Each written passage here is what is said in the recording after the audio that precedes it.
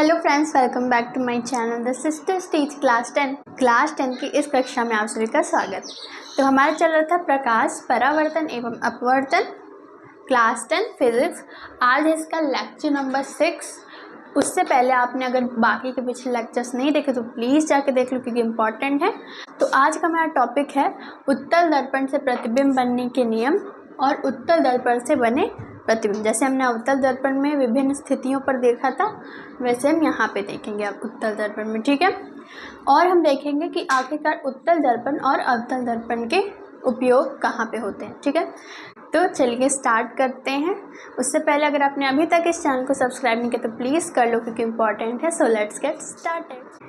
सो चलो देखते हैं पहला नियम। देखो, उससे पहले हमने क्या किया है, यहाँ पे उत्तल दर्पण बना लिया है, ठीक है। ये क्या है हमारा, ये है हमारा उत्तल दर्पण। ये हमने बना ली मुख्य अक्ष। अब मैं बता दूँ कि कई बच्चों को लगता है कि अवतल दर्पण में वस्तु को हम बाईं ओर रखते थे, उससे तब प्रतिबिंब बनता था। तो उत्तल दर्पण में वस्तु को दाईं ओर रखेंगे तब प्रतिबिंब बनेगा, पर ऐसा नहीं है। हम कहाँ रखते हैं, हम वस्तु को सदैव बाईं ओर रखते हैं, ठीक है। तो हमारी वस्तु सदैव कहाँ होगी, बाईं ओर होगी, ठीक है। चलो अब हम बना लेते हैं हमारा एफ क्या है, मुख्य फोकस, ठीक है। एंड सी क्या है, वक्रता केंद्र, ठीक है। तो पहला नियम क्या है, देखो पहला नियम भी वैसा ही है जैसा कि अवतल दर्पण में हमने देखा था। मान लो कोई वस्तु है, देखो मुख्य अक्ष के समांतर आने वाली जो प्रकाश किरणें हैं, और देखो जो प्रकाश किरण है वो भी हमेशा बाईं ओर से चलेगी, ठीक है, बाईं से दाईं चलेगी, ठीक है।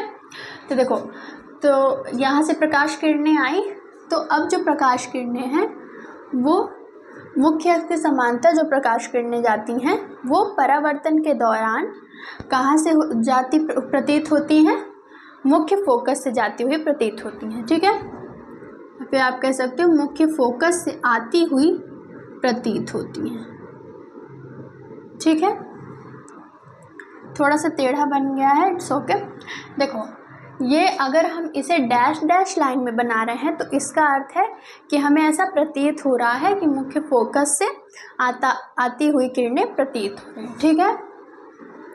चलो लिखते हैं इसे, क्या लिखेंगे हम कि मुख्य अक्ष के समांतर आने वाली प्रकाश किरणें मुख्य फोकस से आती हुई प्रतीत होती है, ठीक है। अवतल दर्पण में हमने देखा था कि मुख्य अक्ष के समांतर जो प्रकाश किरणें आती हैं वो मुख्य फोकस से होकर परावर्तित होती हैं, ठीक है। और उत्तल दर्पण में क्या होता है कि मुख्य फोकस से आती हुई प्रतीत होती, ठीक है। वहाँ पे वास्तविक आ रही थी, यहाँ पे हमें प्रतीत हो रही है कि मुख्य फोकस से गुजर के जा रही है, ठीक है। तो ये हमारा पहला नियम था, फर्स्ट रूल था। चलो सेकंड रूल देखते हैं। देखो ये रूल कैसे है कि वस्तु से आने वाली प्रकाश की किरण जो है वो अगर वक्रता केंद्र से आती है, ठीक है, वक्रता केंद्र से आती है तो वो उसी दिशा में पुनः लौट जाती है, ठीक है। मान लो ये ऐसे गई तो ये फिर ऐसे लौट जाती है, जैसा कि हमने अवतल दर्पण में भी देखा था, ठीक है। तो चलो लिखते हैं इसे कि वस्तु से आने वाली प्रकाश किरणें जो वक्रता केंद्र से आती है पुनः उसी पथ से वापस लौट जाती है, ठीक है। तो ये हमारा सेकंड रूल हो गया। अब हम देखते हैं अपना थर्ड रूल, एंड इसमें सिर्फ 3 रूल ही हैं, ठीक है। तो अब हम देखेंगे हमारा थर्ड एंड ये लास्ट रूल है, ठीक है। सबसे पहले हम ना बेसिक स्ट्रक्चर बनाएंगे, यानी कि उत्तल दर्पण, ठीक है। ये हम बना लेंगे मुख्य अक्ष, ये हमारा हो जाएगा सी, ये हो जाएगा पी क्या है, ये है दर्पण का ध्रुव, ठीक है। तो अगर आपतित किरण जो है वो दर्पण के ध्रुव पे आ रही है तो वो जितना कोण बना के आएगी, ये मैंने आपको पहले बताया है, ठीक है। इसे हम क्या कहेंगे, आई, एंगल आई वो उतना ही कोण बना के परावर्तित हो जाएगी, ठीक है, यानी कि एंगल आर। ये क्या है, इंसिडेंट रे, एंड ये क्या है, रिफ्लेक्टेड। ये मैंने आपको पहले भी बताया था, तो ये इसका ये भी रूल होता है, ठीक है। तो हम लिखेंगे दर्पण के ध्रुव से आने वाली प्रकाश किरण या आपतित किरण, ध्रुव से आप, ठीक है, आने वाली प्रकाश किरण परावर्तन के दौरान सममित कोण से वापस लौट जाती है। देखो अब ये शायद आपको ये वर्ड थोड़े कंफ्यूजिंग लग रहे हो, इसे हम अगर अपनी सामान्य भाषा में लिखें तो हम लिखेंगे कि दर्पण के ध्रुव पर आने वाली प्रकाश किरण जितना कोण बनाकर आएगी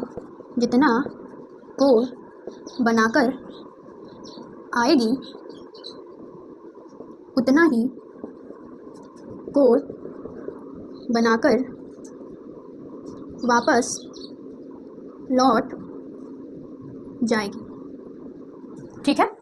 तो आप चाहे ऊपर वाली लैंग्वेज में लिख सकते हैं या फिर नीचे वाली लैंग्वेज में, ठीक है। ऊपर मैंने क्या लिखा है, दर्पण के ध्रुव से आने वाली प्रकाश किरण परावर्तन के दौरान सममित कोण, अर्थात जिस कोण से आई है वही कोण, सममित कोण का मतलब जिस कोण से आई वही कोण बनाकर वापस लौट जाती है, ठीक है। अगर आप अपनी नॉर्मल लैंग्वेज में लिखें, ठीक है, नॉर्मल लैंग्वेज,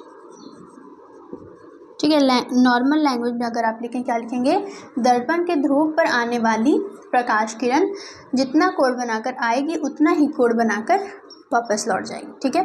तो हमने देख लिया रूल। अब चलो बनाते हैं विभिन्न स्थितियों पे प्रतिबिंब, ठीक है। तो ये जो स्लाइड है ये आपको कहाँ मिलेगी, टेलीग्राम चैनल पे, ठीक है, पूरे नोट्स मिल जाएंगे। तो चलिए अब हम लोग देखते हैं उत्तल दर्पण से बने प्रतिबिंब। देख रहे हैं उत्तल दर्पण से बने प्रतिबिंब, ठीक है। तो हमारा फर्स्ट केस है कि जब वस्तु अनंत पर स्थित हो, ठीक है। तो मैंने आपको बताया था हमारे प्रीवियस लेक्चर में, अनंत ऐसा है कि नॉट डिफाइंड, जो बहुत दूर है, जिसका कोई अंत नहीं, ठीक है। तब भी हम मान लेते हैं कि हमारी वस्तु ये यहाँ पे कहीं रखी हुई है, ठीक है। तो एक हम जानते हैं कि प्रतिबिंब बनाने के लिए दो प्रकाश किरणों की आवश्यकता होती है। तो हम एक ले लेंगे जो कि मुख्य अक्ष होकर जाती है, ठीक है।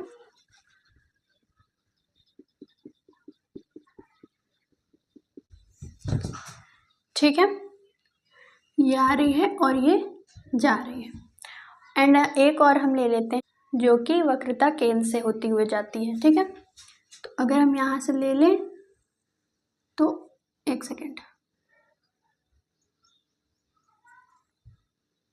यहाँ से ले लें एक जो कि देखो यहाँ वक्रता केंद्र से जा रही है, ठीक है। थोड़ा सा गलत बन गया है पर आपको ऐसे बनाना है कि यहाँ पे C है, ठीक है, वक्रता केंद्र। तो अगर हम देखें जो हमारी लाइन क्रॉस हो रही है वो कहाँ पे हो रही है, मुख्य फोकस पे, यानी जो हमारा प्रतिबिंब होगा वो मुख्य फोकस पे बनेगा, ठीक है। क्या लिखेंगे यहाँ पे कि प्रतिबिंब मुख्य फोकस पर बनेगा। और जैसा कि हम देख पा रहे हैं कि मुख्य फोकस पे बन रहा है और छोटा बन रहा है, ठीक है। तो प्रतिबिंब कैसा बनेगा, छोटा बनेगा, ठीक है, छोटा बनेगा, ठीक है।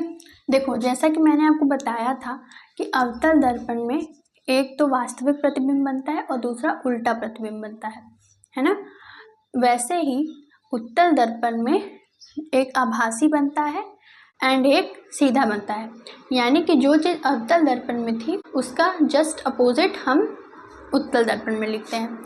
तो इसमें अब जितने भी केस होंगे सारे में क्या बनेगा, दो चीज़ सेम रहेगी। पहला आभासी बनता है क्योंकि देखो ये बेसिकली जो हमारी लाइट रिफ्लेक्ट होगी वो इस तरफ से ऐसे रिफ्लेक्ट होगी, ठीक है। तो ऐसा में आभास हो रहा है कि लाइट मुख्य फोकस से जा रही है, तो इसलिए हम कहेंगे कि ये प्रतिबिंब जो होगा वो आभासी बनेगा, ठीक है। एक तो आभासी बनेगा और दूसरा सीधा, और ये हमेशा होगा, ठीक है। आप किसी भी केस में ये 2 पॉइंट लिख सकते हैं। चलिए देखते हैं अब केस नंबर 2, ठीक है। सेकेंड केस, तो सेकेंड केस है कि यदि वस्तु अनंत व ध्रुव के बीच हो, ठीक है। यहाँ अनंत अंबानी की बात नहीं हो रही, की बात है जिसका कुछ अंत नहीं है, ठीक है। पर देखो कह रहा है कि यहाँ पे ध्रुव के बीच रखी है, तो इसका मतलब है कि हम ये F है हमारा, इधर भी हम F बना लेंगे, ठीक है। आप इधर भी F और इधर भी C बना सकते हो, ठीक है। तो हम इसे इरेज कर देते हैं एंड यहाँ पे एक मुख्य अक्ष खींच लेते हैं, ठीक है। अब जो ये P है ये क्या है, दर्पण का ध्रुव, तो ध्रुव पे रखी है अनंत और ध्रुव के बीच, तो हम यहाँ पे कह सकते हैं कि वस्तु हमारी रखी हुई है, ठीक है। 2 प्रकाश किरण लेंगे, यही दोनों लेंगे हम, तो ऐसे ये आ रही है एंड ये F से होती हुई जा रही है। आप इसे ऐसे ऐसे ऐसे ऐसे ऐसे आभासी दिखा सकते हो कि ये ऐसा हम आभास कर रहे हैं, ठीक है। सेकंड हम प्रकाश लेंगे जो कि वक्रता केंद्र से जाएगी, ठीक है। तो ऐसे हम लेंगे कि ये वक्रता केंद्र से जाए, ठीक है। तो दूसरा आप देख सकते हैं वक्रता केंद्र पे जा रहा है, तो आप देख सकते हैं कि जो क्रॉस बन रहा है, जो रेखा आपस में कट रही है, वो कहाँ कट रही हैं, इस जगह, ठीक है। यानी कि यहाँ पे हमारा प्रतिबिंब बन जाएगा। तो हम देख पा रहे हैं कि जो हमारा प्रतिबिंब है वो P और F के बीच बन रहा है, यानी कि मुख्य फोकस और दर्पण के ध्रुव के बीच बन रहा है। तो हमारा प्रतिबिंब कहाँ बनेगा, तो प्रतिबिंब जो हमारा बनेगा, प्रतिबिंब जो बनेगा वो मुख्य फोकस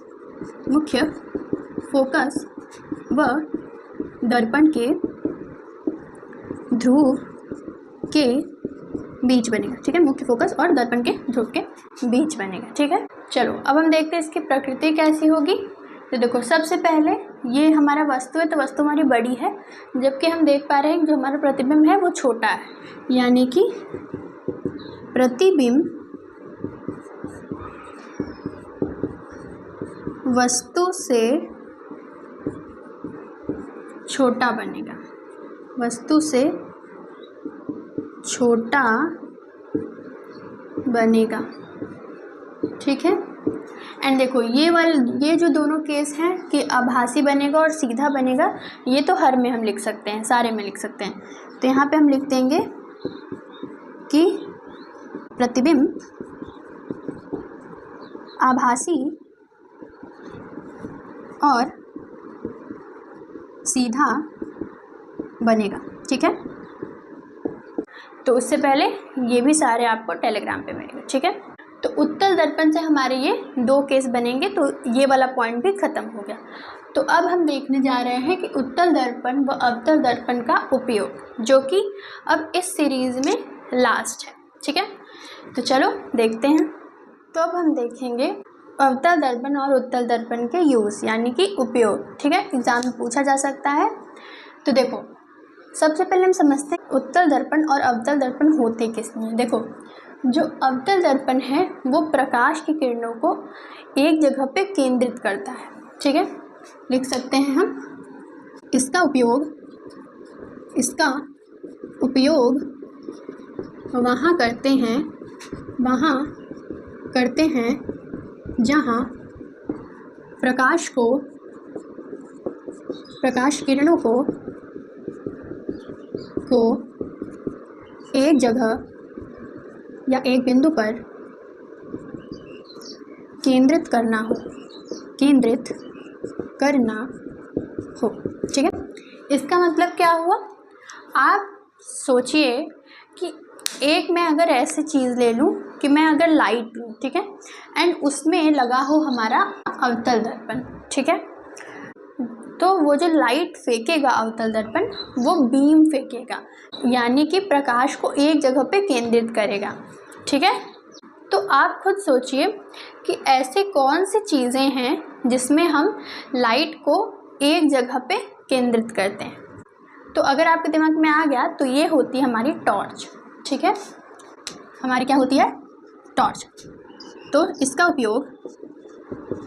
उपयोग टॉर्च और कहाँ करते हैं? और करते हैं हेडलाइट में। हेडलाइट क्या होती है? आपने देखा होगा जो कोल माइंस वगैरह में काम करते हैं तो उन सर पे हेडलाइट होती है जो लाइट को एक जगह पे केंद्रित करवाती है। तो हम कह सकते हैं कि इसका उपयोग टॉर्च एवं हेडलाइट में करते हैं। ठीक है, और हम कह सकते हैं कि गाड़ियों की हेडलाइटों में भी। ठीक है, गाड़ियों की हेडलाइटों में भी। ठीक है, और हम क्या कह सकते हैं? देखो, थर्ड चीज़ हम क्या कह सकते हैं कि आपने देखा होगा, आप अगर कभी बाल कटवाने गए हों तो आपने देखा होगा कि वहाँ पे उनके पास एक मिरर होता है जो कि हमारे चेहरे की बड़ी इमेज बनाता है ना, बड़ी इमेज बनाता है। ठीक है, एंड आपने कभी देखा होगा अपने मम्मी या दीदी के पास, तो अगर कभी आप पार्लर वगैरह में गए हों तो वहाँ पे भी एक मिरर होता है जिसमें हमारे चेहरे का बड़ा इमेज बनता है ना, ब्रॉड इमेज बनता है। तो उसमें भी हम कह सकते हैं। तो हम क्या कह सकते हैं कि हजामत की दुकानों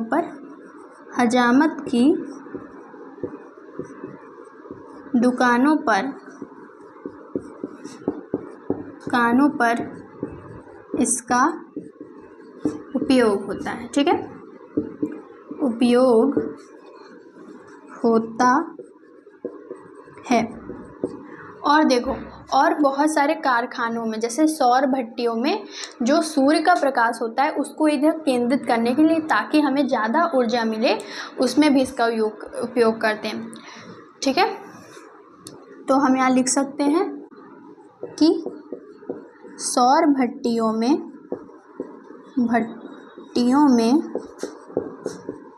सूर्य के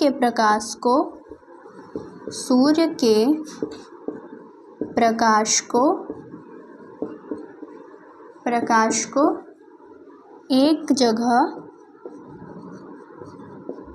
केंद्रित करने में जिससे हमें ज़्यादा ऊर्जा मिले। ठीक है, तो ये अगर आप 4 पॉइंट याद कर लेते हैं तो it's enough for board exam. तो अब चलो देखते हैं उत्तल दर्पण का यूज़ कहाँ करते हैं। देखो, सबसे पहले हमने देखा कि अवतल दर्पण जो होता है वो प्रकाश किरणों को एक जगह पर केंद्रित करने का काम करता है। वहीं पे जो उत्तल दर्पण होता है ये प्रकाश किरणों को फैलाने का काम करता है। ठीक है, तो इसका उपयोग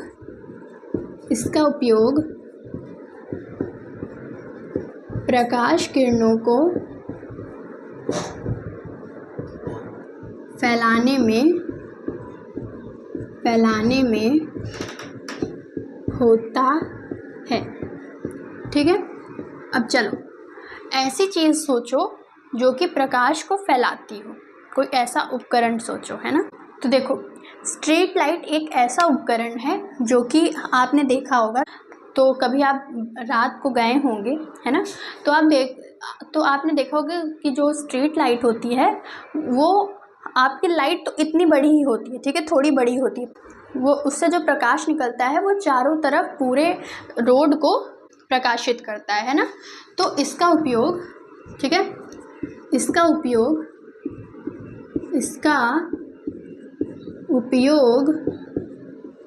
रोड लाइट या स्ट्रीट लाइट में करते हैं, है ना, रोड लाइट में करते हैं। ठीक है, क्योंकि उसमें से जब लाइट निकलती है तो वो लाइट चारों तरफ फैल जाए जिससे सभी लोग को लाइट दिखे, है ना, जो भी गाड़ी से जा रहे हैं उनको लाइट दिखे। तो इसलिए हम क्या करते हैं, इसका उपयोग रोड लाइट में करते हैं। आप जाना तो इस बार ऑब्जर्व जरूर करना, है ना। अब देखो, इसका उपयोग जो होता है वो हम गाड़ी का साइड मिरर होता है ना, कहीं का भी आप देखें, कार का, बाइक का, स्कूटी, जो उसका साइड मिरर होता है वो भी उत्तल दर्पण होता है ना। क्योंकि उसमें से क्या होता है, उसमें आपने ऑब्जर्व किया होगा कि जो गाड़ी का साइड मिरर होता है उसमें ज़्यादा बड़ा पीछे का ब्रॉड एरिया दिखता है, यानी कि हमें ऐसा लगता है कि चीज़ें बहुत दूर हैं एंड उसका ज़्यादा क्षेत्रफल दिखता है, उसके छोटे से मिरर में ज़्यादा क्षेत्रफल दिखता है, तो इसलिए हम इसका उपयोग करते हैं उत्तल दर्पण में। ठीक है, तो वाहनों के साइड मिरर में इसका उपयोग होता है। ठीक है, साथ ही साथ सन ग्लासेस में भी इसका उपयोग होता है। कहाँ होता है? सन ग्लासेस, है ना। सन ग्लासेस को हम हिंदी में क्या कहते हैं? सन ग्लासेस में लिखते हैं, यहाँ पे कि लिखते हैं, इसमें काले चश्मे लिखते हैं ना, काले चश्मे। तो काले चश्मों में आप यहाँ पे ब्रैकेट में लिख देना है ना, सन ग्लासेस में इसका उपयोग होता है। ठीक है, ताकि जो सूर्य से आने वाली प्रकाश किरण जो है वो फैल जाए एंड आपकी आँखों को कोई नुकसान ना हो। ठीक है, तो हमने देख लिया अवतल दर्पण का यूज़ एंड उत्तल दर्पण का यूज़। अवतल दर्पण क्या करता है? अभिसारी प्रकृति दिखाता है, यानी कि प्रकाश को एक जगह केंद्रित करता है, जबकि उत्तल दर्पण क्या करता है? अपसारी प्रकृति दिखाता है, जो कि प्रकाश को हर तरफ फैलाने का काम करता है। ठीक है, तो उत्तल दर्पण का दूसरा नाम आप कह सकते हैं अपसारी दर्पण एंड अवतल दर्पण का दूसरा नाम आप कह सकते हैं अभिसारी दर्पण। ठीक है, इसको भी आप चाहे तो लिख सकते हैं। तो हमारा आज का लेक्चर यहीं पे ख़त्म होता है। अगर लेक्चर अच्छा लगा तो प्लीज़ लाइक करना, चैनल को सब्सक्राइब करना एंड वीडियो को शेयर करना। जितने भी नोट्स हैं आपको वो हमारे टेलीग्राम चैनल पर मिल जाएंगे, डिस्क्रिप्शन में जाके ज्वाइन कर लें। ठीक है, thank you, we will meet in our next lecture.